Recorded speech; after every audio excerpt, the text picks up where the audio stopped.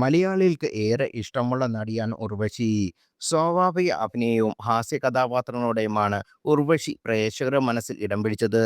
2 കുട്ടികളുടെ അമ്മ കൂടി ഉർവശി തന്റെ പ്രസവ കാലഘട്ടത്തെക്കുറിച്ച് ഇപ്പോൾ പറയുന്നു.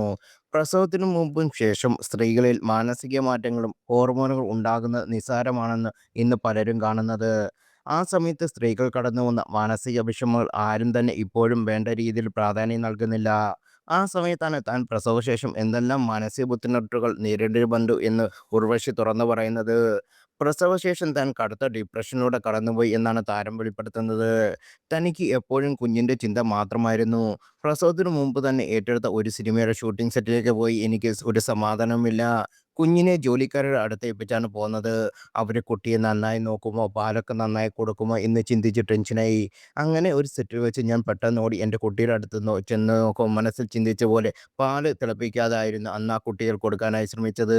താൻ എത്തുമ്പോൾ അവർ സീരിയൽ കണ്ടുകൊണ്ടിരിക്കുകയാണ്. ഉച്ചയ്ക്ക് തിളപ്പിച്ച പാൽ പിരിഞ്ഞു പോയി തൈര് പോലെ ആയിട്ടുണ്ടെന്ന്.